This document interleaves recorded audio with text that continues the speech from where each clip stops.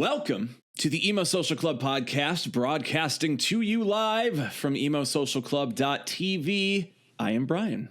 And I'm Lizzie, and we're here this evening with everybody's favorite music producer, it seems, Matt Squire. Thank you so much for hanging out with us this evening. We really appreciate it.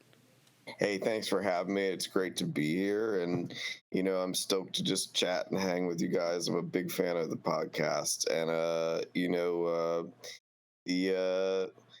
the thing for me is just I've been blessed and lucky to be a part of a lot of great records in my run, and it's just been such an amazing career so far that I'm grateful for. So I'm stoked to chat about it and answer some questions and just chill. Hell yeah. If you had to name like the top records you're known for, or like, because usually you'd be like, what are your favorite three? But I'm like, what are the top three that like everybody goes to and they go, oh my God, I love that record. Yeah, because you don't want to ask what your favorite is. It's like asking who your favorite kid is, and you can't usually like ask that. Yeah, and they might be listening. You don't want to.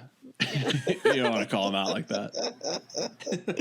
So I appreciate the question, and I appreciate framing it as, I like it, it's totally chill.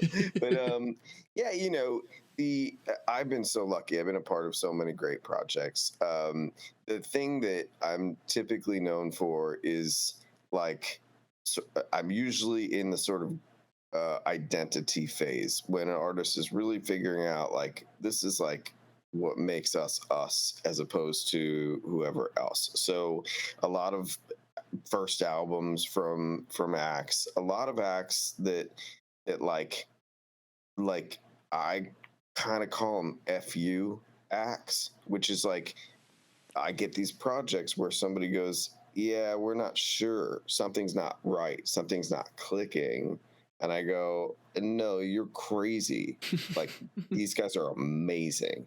And like, we just need to change this, and this. And you're going to see, and then when it works, it's like, see, F you. I told you that was great. I told you this band was awesome.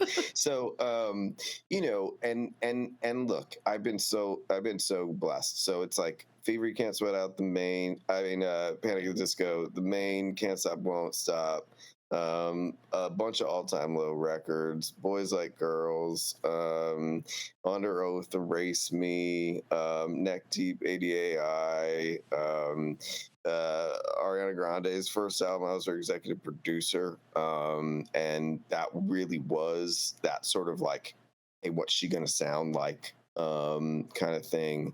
The 303 stuff is near and dear, and really was a fun exploration. That really was an FU project. A lot of people were skeptical about what is going to happen here, and what the hell is this? Yeah, like what's going down? I feel like people still are like 303. What's going on here? Like this is weird.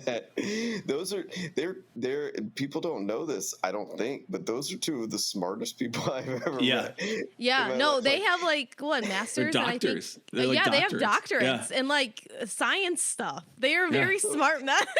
They were sitting in my studio. I will never forget this. Like my studio where I did their records right over there, and I'm in the lounge, and we were in there working on something, and I don't remember what we were talking about, but they were both sort of in laptops, and this conversation, I don't know if we were talking about physics or like something got real crazy in the stew, and they were just started to nerd out a little bit, and I started to hear some things that sounded pretty foreign to me in terms of highbrow concepts, and I interrupted that at some point, and I said, what'd you guys get on your SATs? And they both, without looking up, like they're both on their laptops, so they were like, 1600. And at that time, I know the test has changed a bit, but at that time, that's a perfect score.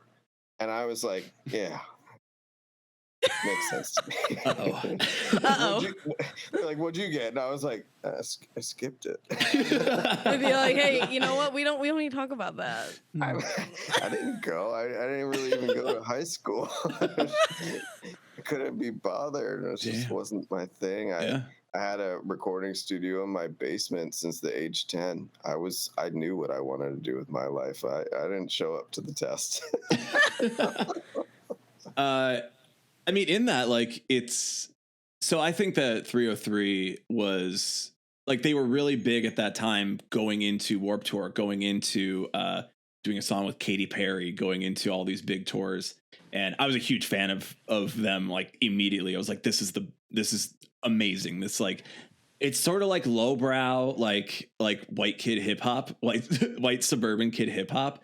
But I'm like, this is going to change so much about the music scene, about the Warped Tour scene, about the scene where everybody's wearing bright colors instead of all the dark colors that we've done all the emo scene, and like putting our hair over our eyes. Like, no, make it like bright, make it the most neon you can find. And I feel like 303 was like at the musical end of that. And like now we have 100 gecs, like we were nerding out about before the pod recording, and hyperpop, and like now people are even respecting Broken Side, which was never a thing. I feel like that's wild. And I know Broken Side, I heard one of their songs called Jealousy from like a Warped Tour sample, because I went to go to my first Warped Tour when I was like 12, 13 to see 303, and my dad took me. And and he loves 303 too. But I was like jealous. I was like, oh yeah, this is the pinnacle of like music. I listened to it like recently because it started trending on TikTok, and I said, no, guys, you gotta rethink this. So it didn't stand up for you. Didn't hold the test of time. It really did not. People are saying it's camp for Broken Side. So there's that. That's not off base. It's not a bad take. The thing is like it has been so amazing. I mean, just so amazing to watch this stuff come back into view via TikTok, and I'm so grateful for it. And on a personal level, and just like I'm friends with all these people still, and love them all, and I'm so happy to see them get that extra sort of new look from the communities that are younger. It's so cool. And on a personal level, like, my kids didn't really understand my music, like, which is fine. I have 3 daughters, a 12-year-old, 11-year-old, and an 8-year-old, and they're whiz kids and they're awesome. But like, they would go to shows with me and like be like, Dad, like, because they're friends with the bands, but they haven't heard them in some instances. That's the biggest flex. They went to an Under Oath show with me, and they were like, why is Uncle Spencer so pissed off? Oh my God. It's like, what did they do to Speed? Just be like, just wait till you hit 13. You'll get it. It's okay. You'll understand. It'll evolve. That was a couple years ago, because they were just like, oh my God, like, we're scared. And then Speed would get off stage, and he's like the nicest, most chillest, like, just most laid back person on the planet. Like, hey guys, like, they were just like, what's wrong, dude? Like, are you okay? They just don't understand. They didn't grow up like I did. They didn't know what punk rock was. And so for Dear Maria and Starstruck and for Sins and all this stuff to come back last year, my kids all of a sudden were like, oh, Dad, like, now we understand. Now we understand what you do. I heard a song you did on TikTok. I get it now. Yeah. I get it. All these people are like doing the sound and a dance to it. Oh my God. So that was terrific. I mean, just such a great personal reward. And then, like, I'm a producer and I'm a songwriter, but I'm really just I'm a music fan, and I'm a bro, and I like to I like to hang out with my friends and we like to make music at the same time. And that's how I've lived my whole life and career. And that's my whole thing. And so I'm just so happy for everybody. It's just so nice to see some of these amazing acts who've been at it forever, who had great success, no worries, come back and sort of have these timeless, like, classics. I mean, just crazy to me. I never, you could never know that ahead of time. So it really is amazing to see that. And then still to this day, and every single time that I heard it on the radio back in the day, when I hear Since Not Tragedies on the radio, and now it's on the radio again, I'm just like, well, I have mixed emotions. I'm 90% elated, and then I'm 10% like remixing the song in my head. Like I've learned so much over the years. Like it could have been different. Well, I even felt like that at the time because we were very rushed at the end of the record. I mixed Since Not Tragedies in 30 minutes, and we didn't know. Like, and I called John Janik when it was going up the charts, and I was like, John, let me remix this. Like, this is ridiculous. We gotta go back. Hearing it now, and like, I really want to turn the snare, you know, I want to do all this stuff and like the guitars. And he was like, "You're crazy." I was like, "What do you mean? I gotta do it. It's just like killing me." And he said, "You know, it's working, and it's a great thing, and it's going to be really big, and we're not changing it. You're not changing anything." Yeah. It's working too well right now. Yeah, this is what the kids want. But with that in mind, do you think you would ever want to go back, and if you had the opportunity to like actually remix, like how we have a lot of different remixes now, any of these like albums or any particular songs? Every single day I think about that all the time. And you know, there's the every single day is like the neurotic me who's like like I think that symbol could be like brighter or whatever. But there's also, I think, now an opportunity to come back and celebrate some of the music with real live remixes. And you know, I have thought about that and talked about that with some folks, and would love to open that up and see, you know, where that goes. And there have been some cool remixes over the years of emo tracks, and it's just so awesome to hear that. I like a lot of different kinds of music, and electronica is pretty near and dear. I had a very, very, very, very short amateur run as a drum and bass DJ. Okay. This was years ago. Yeah. And there are no pictures. Oh, okay. Interesting. But I had the Jenko jeans and the barbell. Oh my God, yeah. Oh man, you went all out. I couldn't help myself. I had to immerse in that drum and bass culture. But I love that music, and actually, that music's, I'm starting to hear that in hip hop. I'm starting to hear some tracks where the drum and bass that I loved, like LTJ Bookham and some of that real like prairie soundy stuff, is coming back. It's really cool. It feels like how I was with dubstep in 2012, and I'm like, I'm doing it, and then I would do it, and I'd be like, I'm not doing this anymore. I'm not good at this, and this just is not my scene, my experience. You know, dubstep is a really fascinating one because it's very technical. There's a lot of computer programming that went into it. So I was of the same mind. But every style that gets big, I try and at least have like a working knowledge of, just because it becomes like another tool in the arsenal. And you're learning. Yeah, I like to keep going. Like, I came into production at the time that tape was going out and digital was coming in, and it was a really cutting edge, you know, moment.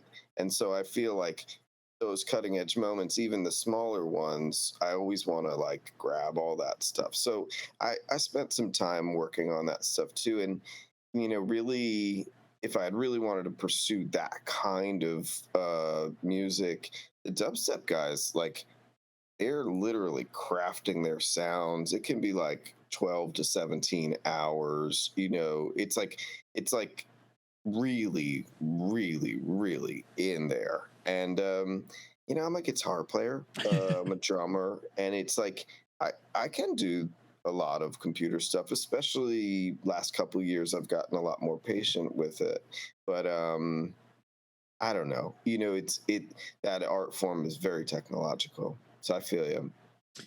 Oh yeah, I was like, nope. The idea of like taking a measure of music and saying every beat in this has to be different. I'm like, no, dude, I got to put a song out. Like, I can't just like sit here and go, oh, let me just chop everything up into everything else. And I don't personally hear music that way. I hear it as Yeah. like I'm a vocalist, so I'm like I hear it as vocals. I hear it as a melody and as like the words that are reaching the audience. I don't hear it as robots that are fighting each other and robots that are just screaming at one another. I don't hear music in that, but I am also like I like moshing at shows, and I like the energy, and I like the the good times, the party. But 100%.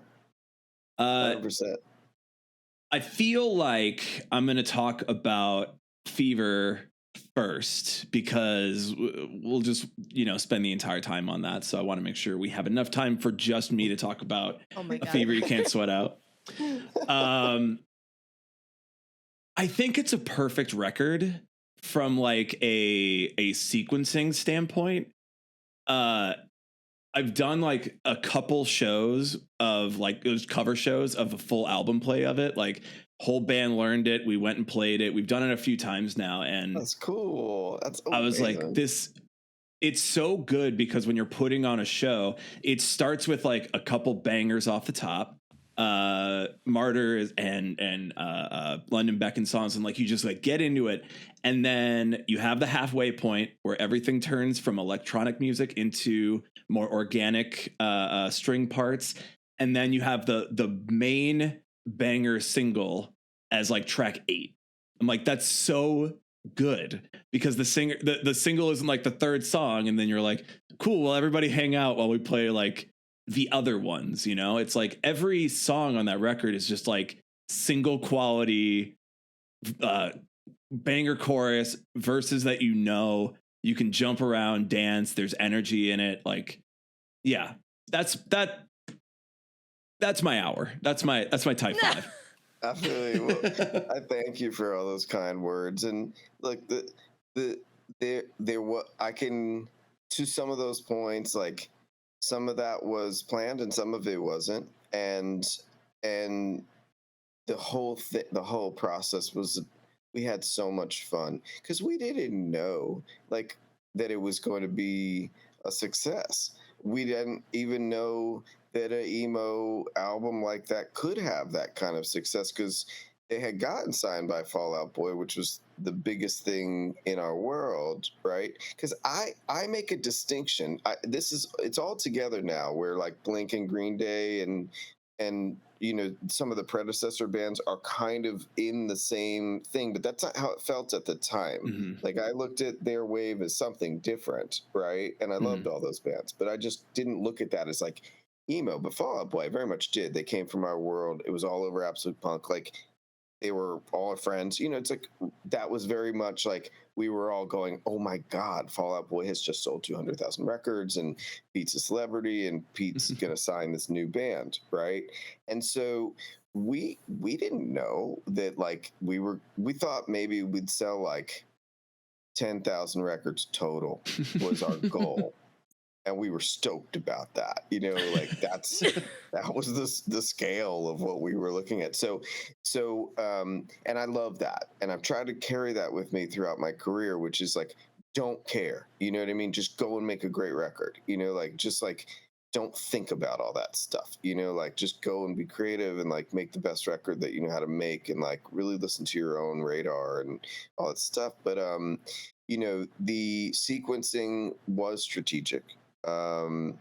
The single choice was not. So what basically happened was the band had written all the electronic-y stuff, right? And that's what I think Pete was into, right? And then they didn't want to just be that. they were in my studio actively rebelling against that because we were listening to Jellyfish and Queen and the Beatles, right? And they were into that, you know what I mean? And so there was this identity crisis going on creatively, and we were actually actively discussing it every single day in the studio. Is unique. I never had a record like this, right? Where like, and this was, by the way, it's only my third record. So I mean, I've never had a record like that since, but this was like very early in my career, you know, like I had no idea what I was doing. So like we would have these discussions. And so what we finally settled on was I said, why don't we make it like a storybook, and we'll tell the story that you're telling me right now, which is you wrote a bunch of these electronic tracks, right? Then you had a second thought about it, and you had this intermission, right? And then you came with all these newer sounding tracks, and that'll be the way that we can educate your very, small community of people that you care about so far who love your band. We can kind of take them on your journey with us, and that's what's the best way to solve what you're bringing me, which is this big question about who you are, is like, let's not decide, let's just, you can just be both and it'll be cool. And it ended up being pretty cool. And the thought going into the record was that Time to Dance would be the single. That's what everybody wanted it to be, and that was one of the first songs that I heard. And so that was just always the assumption. And when the record just like went crazy and blew up overnight, very quickly the band was like, not only do we not want to release that song as a single, but we don't want singles at all.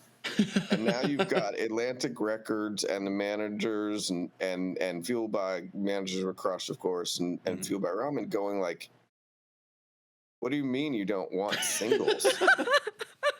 Like, what does that mean? And they were like, yeah, we don't want to be on MTV. That's not cool. They just rebelled against the whole thing as a knee jerk. I think maybe, I don't know, like maybe it was a little fear of success. I don't know what it was. Like, but like I was getting these phone calls, being like, yo, have you talked to the guys? Because like they don't even want to be on the radio.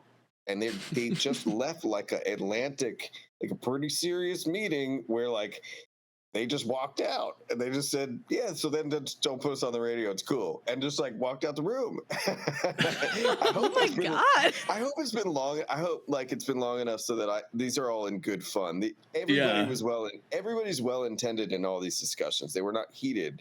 It was just like we're a bunch of people who just came into this. We didn't know what we were doing. So I kept getting these phone calls, and I said, well, we did this weird thing in the lead up to Panic releasing Fever. I don't know if you remember this, but mp3.com was like the first, like, whatever, file sharing or file, there's songs up there, streaming internet, like whatever. And Fueled by had done this amazing thing where they had put up a new Panic song every week for the 12 weeks leading up to the release of the album. And Sins, when it went up, stayed. And would either be the number one and the new song the weeks after would be number two, or, neck and neck like that. And so in those discussions, I think I reminded John Janet and Scott Nagelberg, I say, this song tested really, really well. Because that's became what we now do today, which is algorithmic testing on these platforms. That was the first time I ever saw anything like that, was Fueled by's genius move to put up a song every week just to see what fans were into. And I say, the song tested awesome. And that's what ended up, being the move. And,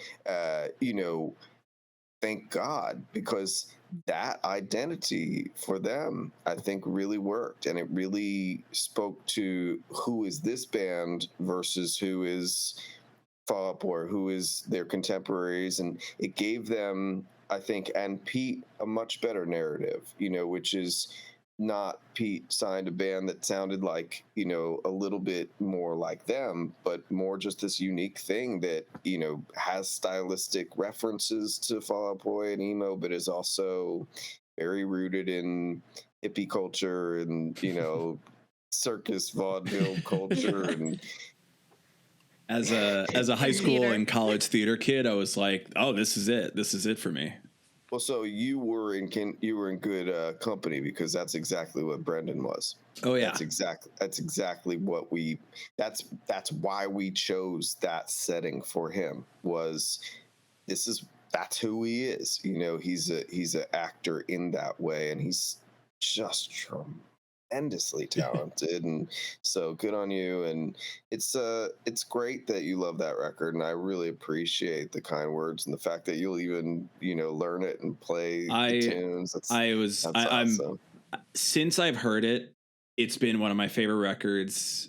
I even had to download all of the sheet music so that I could write all the synth parts, because I was like, well, what's the official like sheet music synth parts? And I'm like, let me just figure this all out, and spent like weeks. And my friends were like, hey, when I like left the band, they're like, hey, can we have that? I'm like, you can pay me for it, because I spent hours on it, man. Like it's intricate, and there's a lot to it, and right on. We did put in a lot of thought into all that stuff, so I appreciate that reflection.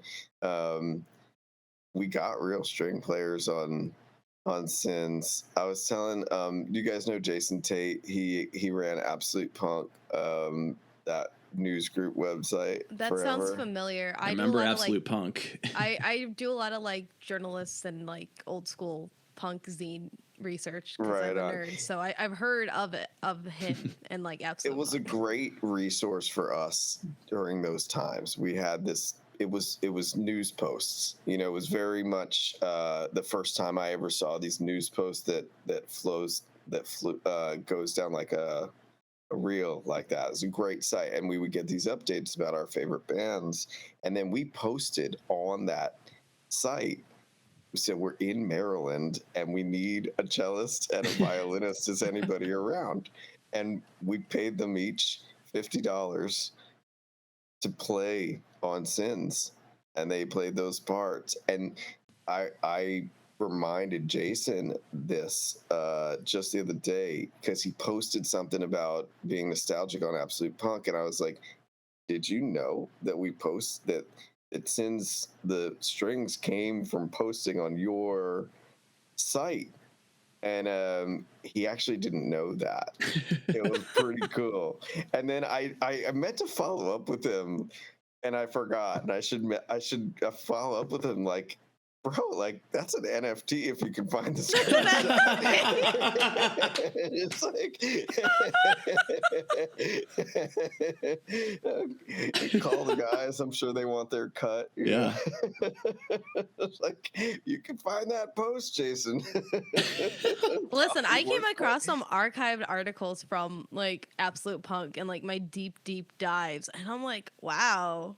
Is this what is like the equivalent of like finding like ancient texts but on the internet?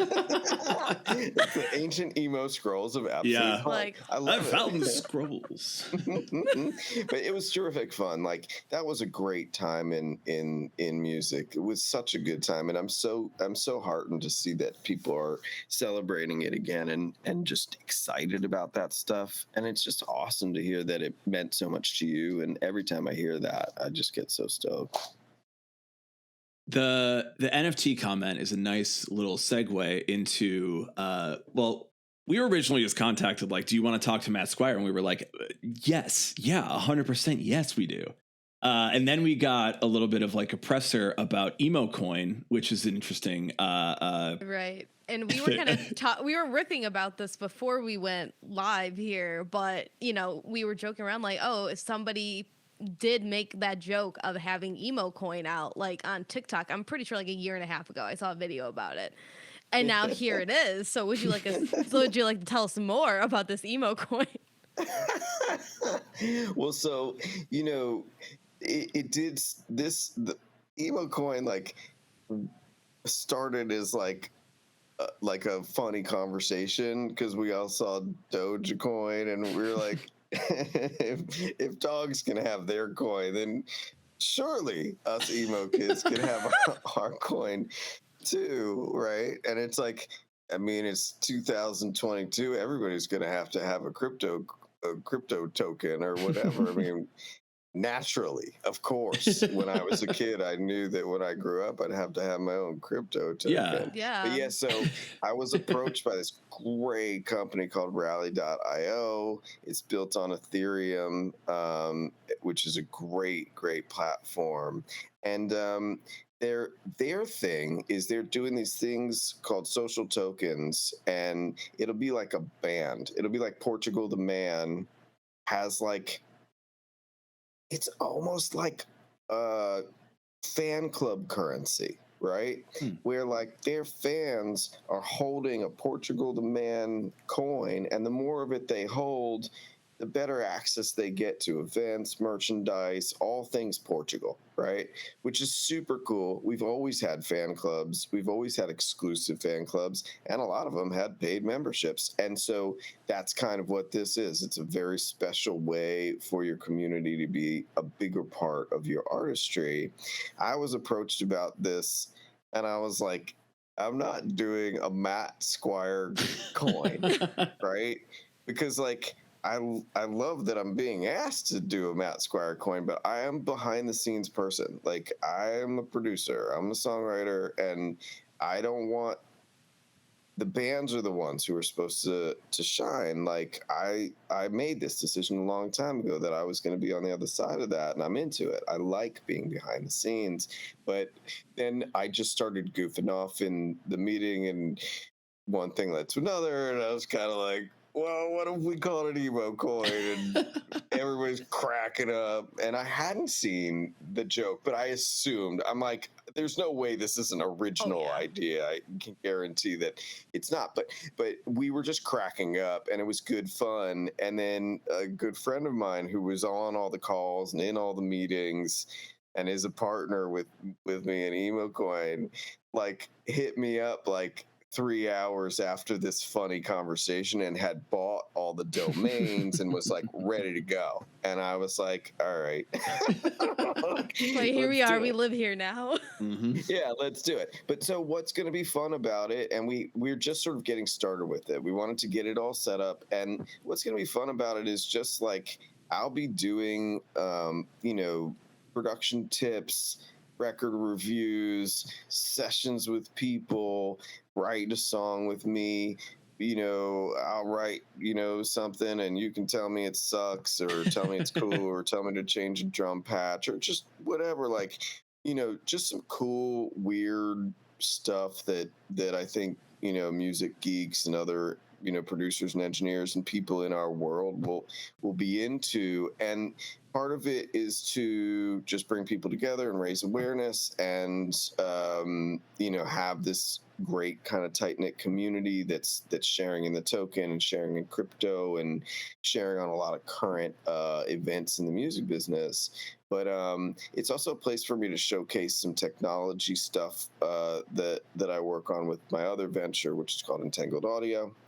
Entangled Audio is a AV company. We specialize on ultra low latency streaming stuff over the net. And so a lot of the stuff you'll see me do on EmoCoin is stuff that can only be done using my other technology. And so I'm trying to sort of showcase it all together, to consolidate these things so that I'm maximizing my time. Absolutely. And then B, just because it's nifty stuff, because when you watch one of my EmoCoin podcasts or whatever, like, and I go on to like my DAW, you hear it in like 32-bit sound quality, and it sounds good and it looks good, and you really get to hear what I'm hearing.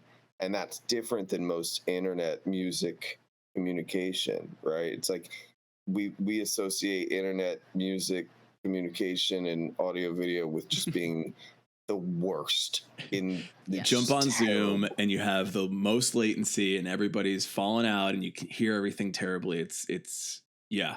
Drives me nuts because I'm an AV geek. So I'm like, this sucks, especially the A, right? Because there's a lot of video people that are like have done some real cool stuff on the net and like have kind of pioneered some space there. And that, believe it or not, has made the audio even worse, right? Yes. So you had bad audio on the net to begin with, and then the video guys went ahead and pioneered all that stuff without thinking about us.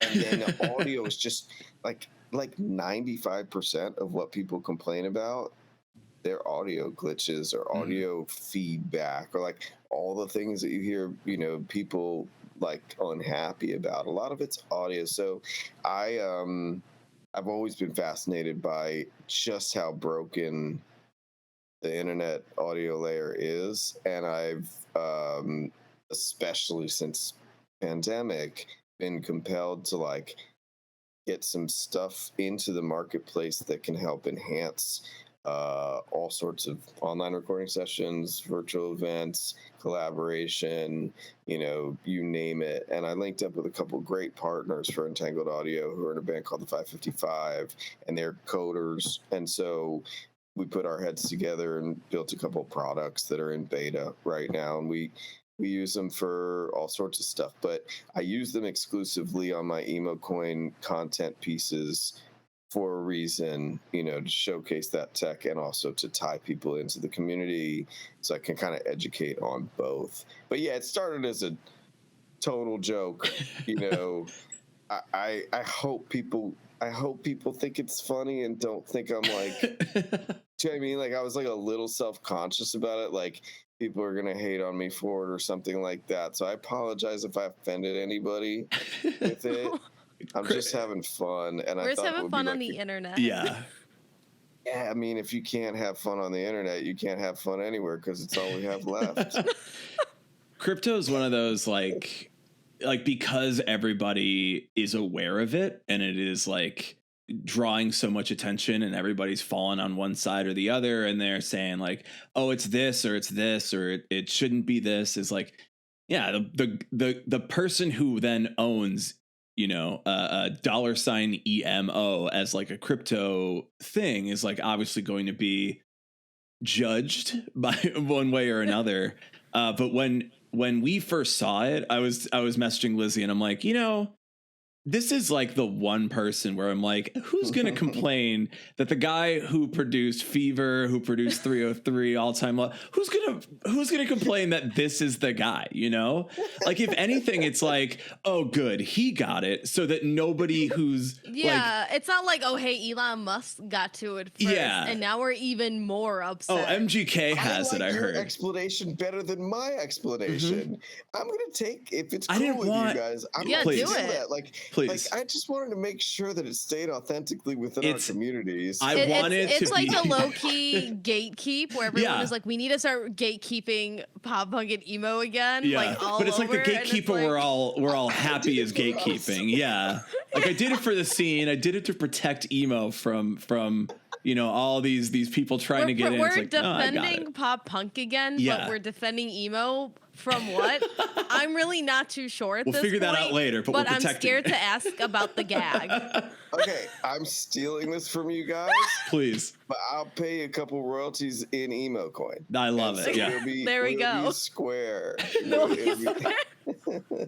know what's crazy about EmoCoin is there's money in my account, and I didn't expect that part. This makes no sense. No, it's not like crazy, you know, but it's like it is a fascinating world, and cryptocurrency.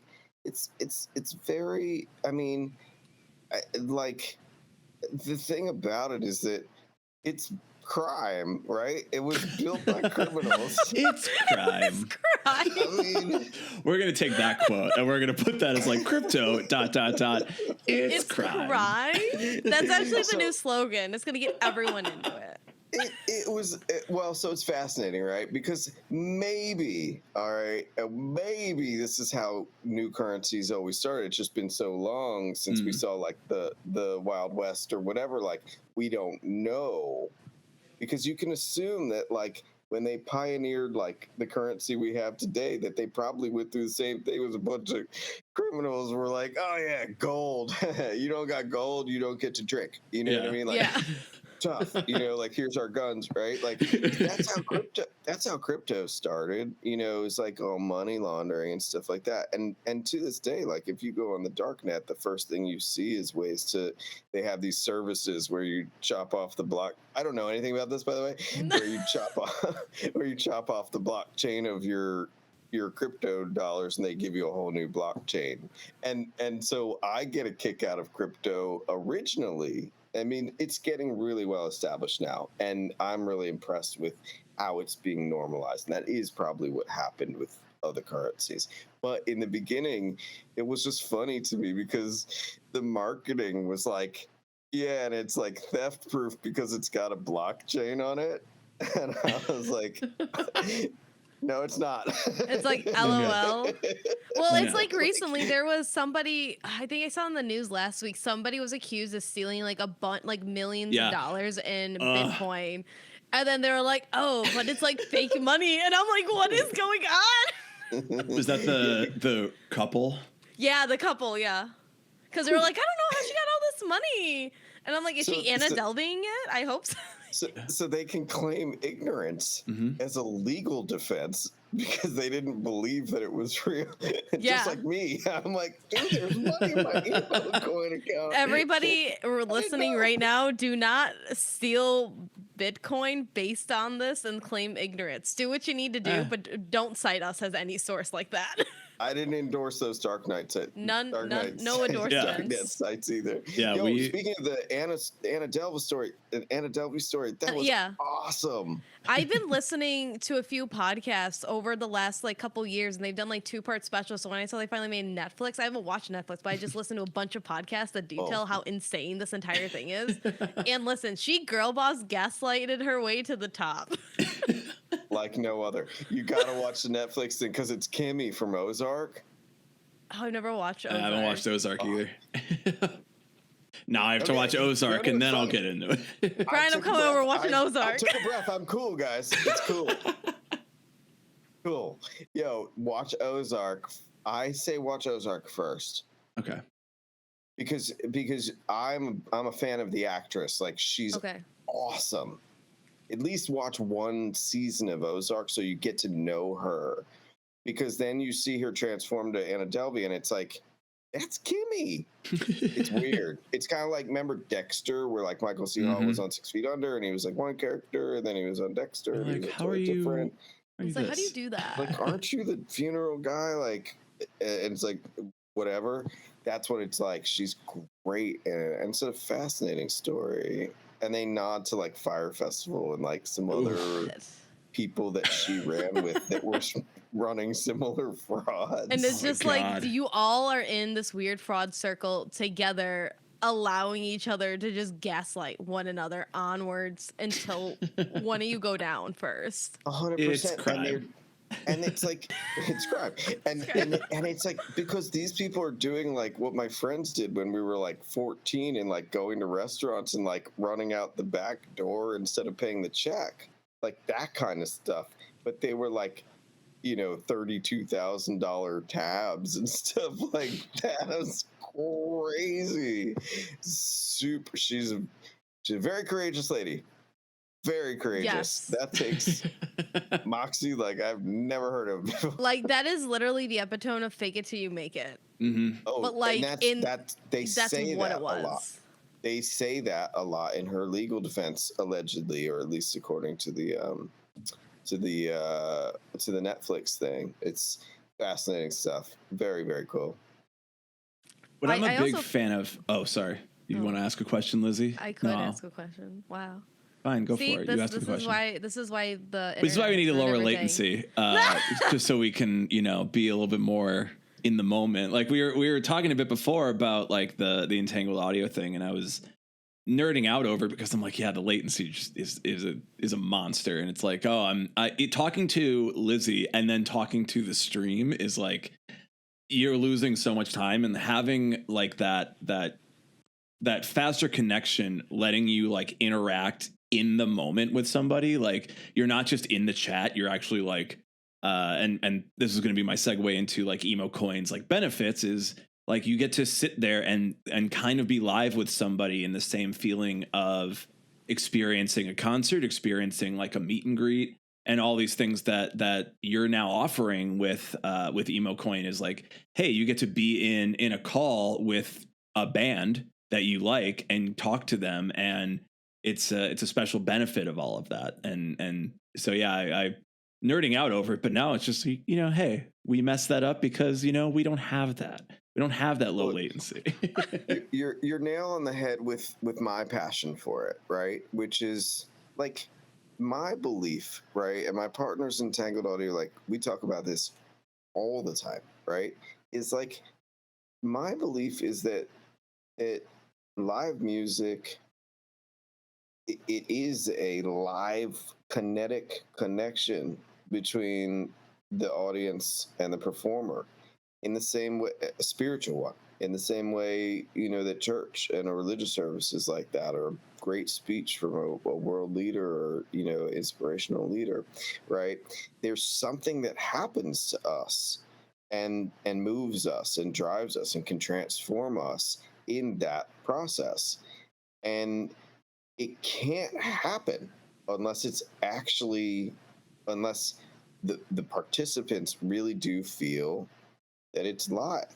And so it's a terribly difficult problem to apply to music, because what we expect of a music performance is that feeling, that live connection, that butterflies, the performers get butterflies, the audience screams, like there's something primal going on there that's amazing, and that we can't explain. We don't know why it's awesome. It's just awesome, right? And it does not exist if there's too much latency. It does not exist if you pre-record your events, right? It doesn't. And so in 2020, a lot of my friends, went into the pre-recorded live stream thing with no fans in front of them, and then started charging money for it. And we were scratching our heads at Entangled going, why would you pay for an event that's actually not as cool as what live stream used to promise 2 months ago, which is that you'd see the fans, you'd see the visceral reaction. You may not feel it, but you'd at least see that connection was occurring, right? And that would be a great event. And those were free. Yeah. And now you're expected to pay $10 for a band not doing that. And maybe there's some production value to it, but like you'd rather see like a music video. So it's a huge gap with all that stuff that I was just like, this is never going to work, right?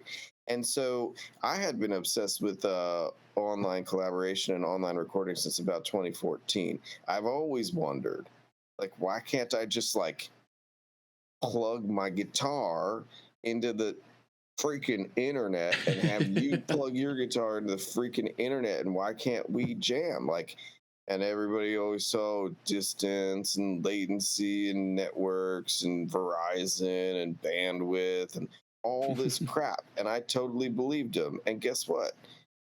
There are great hindrances to come out.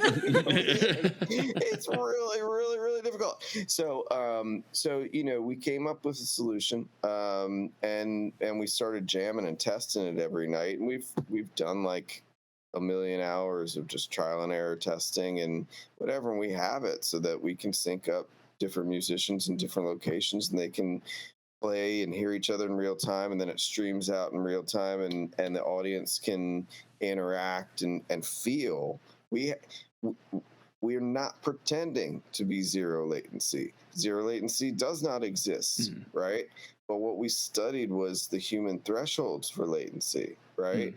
Is there's a buffer in every human. We can tolerate a certain amount of latency before it starts to bother us. And so we went sciencey, and we studied all that stuff, and we made sure that we could bring an audience in to feel those butterflies. So, it's one thing to talk about it. There's some cool examples up on our site, which is just entangledaudio.com/live. And so, check it out. We love hearing feedback and, just questions from people. Can you pull this off? Can you pull that off? And, we do stuff for writing camps all the time. I do a lot of online sessions, and I, like Against the Current, we did all their stuff online. We tracked even live drums. I was in DC, they were in Florida for live drums, and I literally, with them on a camera, was going, no, put the overhead mics, 6 inches higher. And then I was on, like, with Entangled, I have a way of remote controlling everything from my central command center, right? So I was running all of their Pro Tools rigs and stuff like that from DC. So I'm running, their stuff is in Florida, and I was able to, sort of hack in there and go, okay, I'm controlling like the EQs and the levels and all that stuff, even though I'm not physically there. And so we got the drum sound and track drums, over the net. And I was able to do everything I do in a recording studio. That was a good take. Didn't like that one. Then I beat detectived. I drum edited everything on their computer from Maryland to Florida, right in front of them. And that was an amazing rush, to be able to get something that stable. Really has been a real fun journey. So, latency is a part of it. What I really focus on is like quality. Is its stability and its quality, and its audio, really, because like the audio and the net is pretty bad. But then I'm like, but I'm listening on my computer to like Apple Music, and it's pretty good. So it's like, it's not my computer, you know what I mean? Like what's going on? I got the same headphones on one way or the other. Like what is this? It was just fascinating to me how broken, like it just crazy to me that it was this difficult to find tools. So, we productized it. We're going to put it on the market when it's ready. We're in some beta tests with some folks and some partnership talks and all the fun stuff. But really just want it to be better for people and easy, right? Because all my friends are impatient, right? If there's anything musicians love, it's change and new technology and figuring it all out. If you can't give it to them in one button, don't give it to them. They're zero tolerance. Back in the day, I was like, oh, I have this idea for an app for like musicians. And I'm like, no, they're musicians. They're not going to fucking use it. Like that's kind of the gig. It's like, I don't have to think or worry about anything. I play my instrument and then I go drink beer and that's it. Look, a lot of our friends have done quite well doing just that, and more power to them, because it is so much harder to be in a band than anybody claims, especially the bands, right? There's so much more pressure on this stuff than people realize. And, my degree's in psychology, so I'm looking at these things. But like, people have so many illusions about what this is and how it feels, right? It's not, at least for touring bands, of course they love it or they wouldn't do it. Trust me, right? Because it's hard as hell and it's tough on your psyche and it's tough on your family and it's no joke. And when you get kicked in the, because the pandemic says that you have to cancel your tour, that is your livelihood and merchandising and all that stuff. Like, that's so unfair. That's so uncool. And we will be, yes, we're doing better. And I'm Reno, Live Nation, Michael Rapino is a genius. And he had a great year and all this crap. You know what I mean? It's not true. You know what I mean? Like, we made all our money in the music business off of overselling venues, right? didn't have a good year. The only time they oversold a venue, 12 people got crushed, or how many people got crushed? Like, just awful. It's terrible. So I don't know what they're talking about. But the truth is that we're not going to be able to oversell those venues in the future, right? And what we're going to need to do is find a way to regain those margins, because the oversell was the margin, and the merchandising of the oversold club or whatever, that was the profit in the live music industry. And so I hearken it back to both those things, right? Entangled Audio, while it's really focused on virtual events, we're also going to be able to bring your fans from South Korea to your Madison Square Garden show in real time, right? Mm-hmm. We're also going to be the ones who are going to pipe in your guest feature artist when you're at the LA Forum and your feature artist is chilling at home in Miami, right? We're going to bring that person onto the Jumbotron, right? And that will replace the revenue that's missing post-pandemic in the music industry, is that hybridization of the virtual and the live. So, we're very ambitious about what the technology could do for the music industry, both in its efficiency. I don't have to fly to London anymore to do a bunch of co-writes. You know what I mean? Like, I can write with the HANA online, and it's awesome. Yeah. One of my favorite bands. So I'm like, yes, this is incredible. You know what I mean? So, it's been a great ride. We have a long way to go. It's got to really jump in the marketplace in order to flourish. But this also ties in with the EmoCoin token defense, right? Because we want for that South Korean fan base to attend that Madison Square Garden show. Like, as a music community, we should control all that currency. That should be ours to govern, right? And the social tokens, while I say it's a joke and we were having fun when we created it, the social token's a powerful tool, because that means as a community, as an industry, we get to control our own currency, something that we've never had in the music industry in this way before, where then it gets tied into some sort of other crypto thing and there's like infrastructure behind it and all this stuff. Like, we've never had this opportunity before. And if we seize it and we use it the right way, it could create a whole lot more revenue. And also, it's got direct fan to artist revenue, which is the best revenue in the whole entire universe. There's not enough of that. You know what I mean? I feel like this is more structured, I guess, in like the way, like, boiling down to like the simple term would just be like, it's like a Patreon, but it's also like giving control and power back that a lot of the music industry has been searching for, especially within the last decade, and saying, hey, this is framed in like a new way that we have to unfortunately start to adapt to with this kind of cryptocurrency, and not everyone may be on board. But if you want to take the power back and be able to also like interact in ways that you couldn't do before, maybe still can't too, with COVID still going on, this is going to be this new avenue and route to do so. But it's kind of with the guise of it being, a coin. 100%. And you're right on. And the thing is like, to me, it's all about flexibility and versatility is what I think the music industry needs. Not just people like me, but I'm a good example, right? As a producer going forward in 2022, I'm like, it's not like I need to do all my stuff online. It's not like I need to do all my stuff in the stew. It's like, I want to have all these tools at my arsenal, so that I can do whatever an artist needs. And where it's really cool is like, this happens all the time. We've got a done record, band is out on tour, and we get a call, we need a radio edit on something, and then the singer just needs to sing like 2 lines.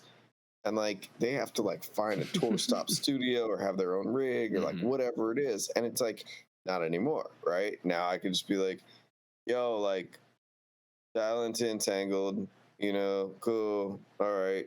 And just turn on your thing. And, yeah, cool. Oh, yeah, I got the line. All right, see you guys later. Like, have fun in Cleveland. it's all good. It takes 10 minutes. You know what I mean? So a lot of stuff I did last 2 years was online. Orphan the Poet stuff is online. Cancer Currents online, and you know, a whole bunch of other stuff that hasn't come out yet. So really, it's fascinating stuff, and I am really coming at it from your point of view, which is there's something special about when we play live. There's just my degree in psychology, or just like whatever. I'm a hippie at heart. Like I grew up listening to like hippie music, and I love all that stuff. You know, there's something that happens that like you can't interrupt it too bad. It's more durable than you think, right? It's like it can hold up to some latency and some tolerance of some glitch and some like weird stuff. You can still retain it. You know, live concerts aren't perfect either. You know, I'm short, so I'm always, you know, trying to see the band. I'm on that train every single time. I'm the guy in front of you.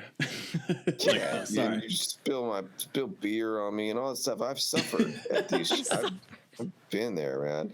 And so, you know, I think the biggest problem in the live stream world is that the standard is very strange. It's so weird. I was having a conversation with the guys at Veeps. You know, Veeps, that live stream company. I don't, but Lizzie might. Yeah, I know. Great company. It's owned by the Maddens. So I was talking to Benji and Joel. Oh yes, okay, there we go. Yes. Damn. And I was like, yo, Benj, like it's like this. I was like, the internet's so weird, right? Because like, when is the last time anybody asked you on stage with Good Charlotte to jam with the feed coming off of the back of the house? And he looked at me like I had 6 heads. He was like, that's crazy, because by the time the sound gets to the back of the house, I wouldn't be able to. And I'm like, yeah. So why would you think that we could do that on the internet? You know, like because that's what you're saying. That's what you're asking people to do. You know what I mean? Mm-hmm. You're asking people to jam with a latent feed of themselves. Mm-hmm. So you're asking people to be in 2 different places, 2 different times at one place, if I'm saying that correctly, right? Mm-hmm. It's like weirder than Doc Brown. Like you can't do it. It's too. it's just too weird. Like that's crazy. And he totally agreed with me. And so, you know, solution is based on common sense. It's like let's think like how do we solve some of this stuff in the real world? Like why would the internet world be so much different just because it's on a smart device like a computer? Like no, like you still need a crew. Like still need people to do lights and stuff like that. Like we all know what concerting is. It's a crew. Folks, you know? So, you know, a lot of this stuff is just common sense too. And I find that when it comes to internet, there's just not that much innovation on it, and common sense, sense and innovation. Yeah, a lot of people saying a lot of stuff on the internet, but I wouldn't qualify. a lot of neat stuff on that internet. Yeah, a lot of things on there. You can't always believe what you read all the time. Doesn't usually factor into most of the things that I see. Yeah. Oof. We're at an hour, and damn it, I'm having a great time. We are going to keep talking over on Twitch. We had some people come in, so we're going to go and talk with everybody over in our Twitch chat. But before we do that, we'll wrap up the podcast recording. So where can everybody find you on the internet? Where can everybody go to support any of your endeavors? I know where everybody can go listen to Panic at the Disco, so I don't need to shout that out. But also, just a sidebar: the fact that you also helps with the Big Time Rush album. Oh my God, yeah. They're good friends of mine. I just have to say, it's in caps on our notes, by the way. Yeah, as like, you know, a kid who grew up like with Big Time Rush, Hannah Montana, like that was my like early teens and like middle school. I was like, oh my God, what? I did an Emily Osment album as well. So Oh my him God, and really? Kenneth near and dear. Hell yeah. I did I worked with One Direction on their first album. I worked with Big Time Rush on their early stuff. Like, it the the honor for me to be a part of all that stuff was they grew up listening to my music, and that was cool because it was fascinating to me when I met like 1D, and they were like, "Oh yeah, Fever Can't Sweat Out. That's like one of our favorite records." And they really like Boys Like Girls a lot. They were really into that. And I actually brought Martin in to write with 1D, shit. which is really fun. Actually, I brought Martin in to write with Ariana as well. Oh, really? No shit. Oh, Yeah, wow. that was really fun. There's a song called "Put Your Hearts Up" that was pre-release for the first album that Martin and I worked on together with Ari and then Kesha's mom, PB. So yeah, I love that community, that Nickelodeon and Disney community. They were very good to me and my family, and just what a wild bunch of kids. So awesome. That's so You're going to crazy. tell me that the Marvel Cinematic Universe now has my a God. character that is an objective fan of Panic at the Disco's first record. I don't know what to do about that.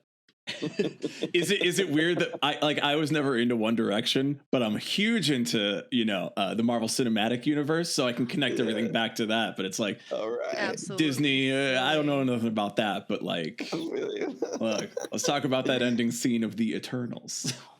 Yo, there's so much great stuff coming out lately too. Like me and my oldest just finished the Boba Fett. And people had told me it was slow in the beginning, and I'm like, we loved it. And then when it turned back into the Mandalorian, it was like there's the end of one of the Boba Fett. I don't want to spoil anything. Have you guys watched this? I haven't watched I it haven't or The watched Mandalorian. it. Yeah, no, but it's okay. I I love don't want to Baby spoil Yoda. it for the audience either. The audience, don't be spoiled here. There was a moment at which my oldest daughter was like, I just noticed something. And then there's a huge change in the Boba Fett series, and it's so awesome from that point on. I mean, just amazing. So very, very cool stuff. There's so much great stuff coming out. Music too. Well, yeah. Toss out where everybody can find you on the internet and go find more cool stuff Squire from you. Music. At Matt Squire Music is IG and I think Facebook. And then at EmoCoin is where you can find the coin. And we have a Discord for that too. So there's a link tree at EmoCoin, and it would be great to see you guys all in the Discord. I pop in there and just talk about music, and we just kind of hang. It's a blast, so those are the fun spots to check us out. And then for Entangled Audio, it's just entangledaudio.com. I think there's different pages on there. There's a recording section and a live section, and you can check us out there. But thanks for listening, and I'm stoked to answer any follow-up questions, so hit me up. Yeah. Hell yeah. Thanks for having me. Let's toss it over to Twitch. But yeah, thank you so much for being on the podcast. This has been such a great convo so far. Yeah. Awesome. Thank you. It's been great chatting with you, and I'm having a blast.